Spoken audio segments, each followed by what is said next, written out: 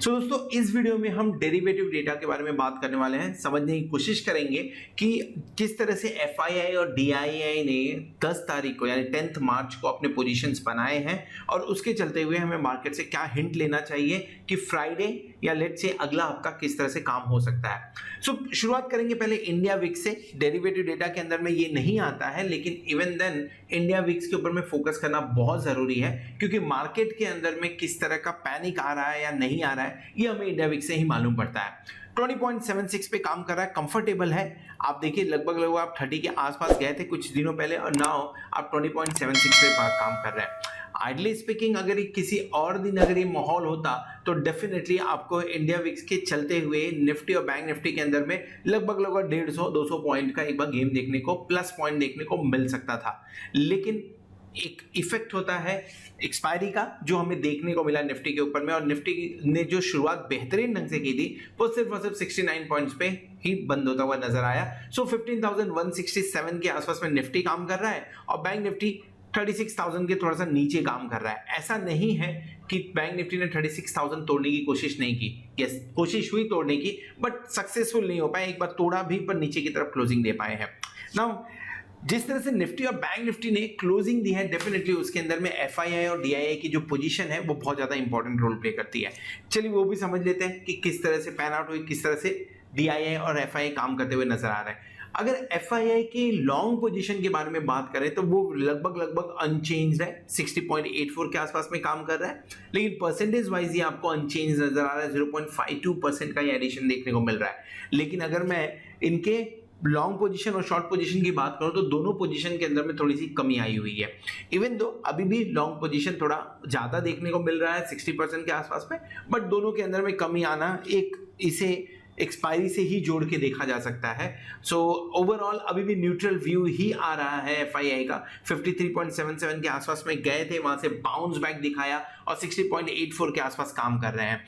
बहुत दिनों से इन्हीं लेवल्स के आसपास में काम होते हुए नजर आ रहा है। ऊपर की तरफ आप 65.17 के आसपास जाते हैं और देन नीचे की तरफ 60, अगर अब नए लो के बारे में बात करें तो 53.77 पॉइंट के आसपास लो बनते हुए नजर आया हुआ है। सो क्या करें, जब एक बार 65% के ऊपर आप निकलते हैं, लॉन्ग बना के निकलते हैं, तो एक्सपेक्ट करिए कि मार्केट के अंदर में थोड़ा सा मूव देखने को मिलेगा। और एक बार अगर 55% के नीचे जाते हैं तो थोड़ा सा डाउन साइड मूव देखने को मिल सकता है। सो ओवरऑल रेंज बाउंड ये अपने लॉन्ग पोजीशन को रख रहे हैं और ये डेटा देखते हुए यही लग रहा है कि क्लैरिटी नहीं है। एफआईआई को अभी भी ये क्लैरिटी नहीं है कि बेचना है कि खरीदना है। आप जैसे ही ऊपर की तरफ जाते हैं वहां से बेचना चालू करते हैं और जैसे नीचे की तरफ आते हैं वहां पे खरीदना चालू करते हैं। So basically range bound trade यहां पे नजर आ रहा है।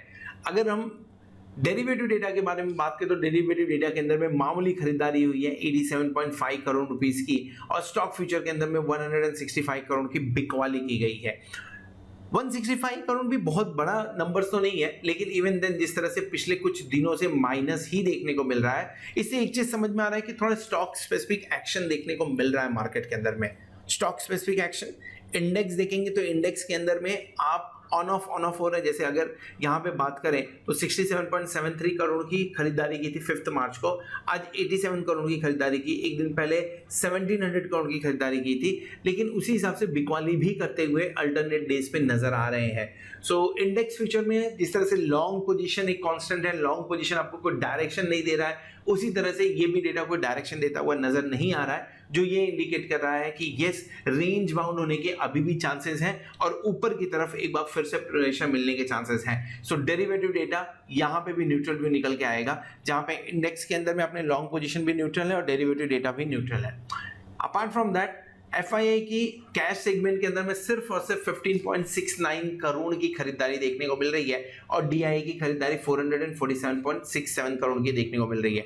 दोनों ने मिलकर खरीदा है, बहुत बढ़िया बात है, लेकिन इसके पहले भी 9 मार्च को भी दोनों ने मिलकर खरीदा ही था और 9 मार्च के जो नंबर्स देखने को आपको मिल रहे हैं उसे अगर कंपेयर करेंगे आप 10 मार्च से तो काफी कम है वो।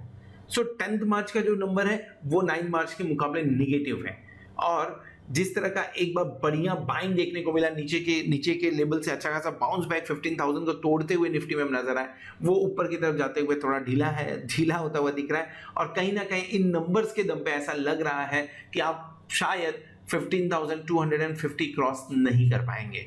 चांसेस बनता है। अगर इसके ऊपर ओपनिंग भी देते हैं तो भी आप शॉर्ट देखेंगे, वहां से शॉर्ट कवरिंग नहीं, शॉर्ट्स बनते हुए नजर आएंगे, और ये शॉर्ट्स बनते हुए नजर आएंगे तो आपको नीचे के लेवल्स पे ले जा सकते हैं। तो कैश सेगमेंट के अंदर में दोनों ही लेवल अभी भी निगेटिव नहीं है, पॉजिटिव है। इवन देन मेरा व्यू अभी भी यहाँ पे न्यूट्रल से निगेटिव ही है, कुछ ज्यादा मोटिवेशनल नंबर्स नहीं दिख रहे हैं जिसके दम पे हम एकदम अच्छा खासा पोजीशन बनाते हुए आगे चले। पुट कॉल रेशियो 1.39 बढ़कर आया हुआ है, कंफर्टेबल ओवरब्रॉट नहीं है अभी भी। जब 1.50 के ऊपर जाए, जो कि बहुत दिन से नहीं गए, तब ओवरब्रॉट कंडीशन समझ के चलिए। जैसे आज मार्केट बंद है और जो SGX निफ्टी है वो काफी अच्छा पॉइंट ऊपर दिखा रहा है। हो सकता है SGX निफ्टी अगर इसी तरह से काम करता है तो कल के दिन में हम 15,250 के ऊपर में और निफ्टी के अंदर में हम 36,500 के ऊपर की ओपनिंग दे दें। एक बार मौका बनता है वहां से शॉर्ट करने का, एक बार मौका बनता है प्रॉफिट बुकिंग करने का, क्योंकि अगर ऐसा हुआ तो निफ्टी वहां से आपको 1.50 1.55 के आसपास में ओपन होता हुआ पुट कॉल रेशियो नजर आएगा। और अगर ऐसा हुआ तो करंट माहौल जो है वहां से एक बार शॉर्ट्स बनते हुए नजर आ सकते हैं पुट कॉल रेशियो के अंदर। सो ओवरऑल डेटा अगर आप देखें तो इंडिया विक्स मोटिवेट कर रहा है, कहीं ना कहीं पॉजिटिव है, बढ़िया है, बुलिश इंडिकेशन दे रहा है, लेकिन उसके बावजूद FII और DII की तरफ से पार्टिसिपेशन अभी देखने को नहीं मिल रहा है। ये ऊपर की तरफ जब भी मार्केट जा रहा है बिकॉली कर रहा है, नीचे की तरफ जब भी मार्केट आ रहा है तो खरीदारी कर रहा है। सो इसके चलते हुए हमें लेवल्स के ऊपर में ज्यादा ध्यान देना पड़ेगा और लेवल से हमें समझना पड़ेगा कि निफ्टी और बैंक निफ्टी जो रेंज बाउंड है वहां पे कहां पे हमें किस तरह का ट्रेड लेना चाहिए। हमने कौन सा ट्रेड लिया था? हमने ट्रेड लिया था, 2 ट्रेड लिया था। पहला ट्रेड जो हमने लिया था 10 मार्च 2020 के लिए, वो था हमारा एक्सपायरी ट्रेड, जो कि हमने बाय किया था 15,200 का कॉल ऑप्शन।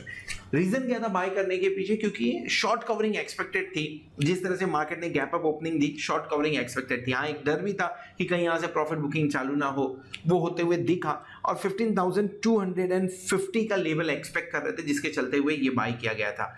यहाँ पे लगभग 14 का हमने स्टॉप लॉस लगाया था, स्टॉप लॉस हिट हुआ और वहां पे हमने लॉस बुक किया। दूसरा एक कॉल जो सिर्फ और सिर्फ व्हाट्सएप पे जो मेंबर्स हैं उनके साथ में शेयर किया गया था। रीजन क्या था? जैसे ये कॉल शेयर किया गया, डेफिनेटली मार्केट बाउंस बैक कर गया। 83 में मिलना मुश्किल था। 36,000 C का कॉल हमने लिया था 83 रुपीज में, एक्सपायरी ट्रेड के हिसाब से लिया था, और ये 150 का इसमें टारगेट लिया था हमने, 150 अचीव होता हुआ इसमें नजर आया हुआ है। ये जो ट्रेड था ये दोनों यूट्यूब के ऊपर में और व्हाट्सएप पे दोनों पे शेयर किया गया था, और ये जो ट्रेड है ये सिर्फ और सिर्फ व्हाट्सएप पे ट्रेड किया गया था क्योंकि प्राइसेस भाग गए थे। ओवरऑल अगर आप देखें तो अभी तक हमने 74.79% के हिसाब से, सक्सेस रेशियो के हिसाब से सारे ट्रेड शेयर किए हुए हैं। लगभग 242 ट्रेड्स अभी तक शेयर किए गए हैं। अगर आप हमारे प्लैटिनम मेंबर्स हैं तो डेफिनेटली आपको ये सारे ट्रेड्स आपके मोबाइल पे व्हाट्सएप पे मिल रहे होंगे या तो यूट्यूब के कम्युनिटी टैब पे मिल रहे होंगे, और अगर नहीं मिल रहे हैं तो आप 8291802926 के ऊपर में कांटेक्ट कर सकते हैं, मैसेज भेज सकते हैं या तो कॉल कर सकते हैं, ताकि मेरी टीम आपको हेल्प कर सके ये ट्रेड्स आपके मोबाइल पे डिलीवर करने के लिए। तो चलिए आगे बढ़ेंगे और अगले वीडियो में समझने की कोशिश करेंगे कि निफ्टी और बैंक निफ्टी किस तरह से अगले वीक के अंदर में काम करता हुआ नजर आ सकता है। Thank you for watching this video.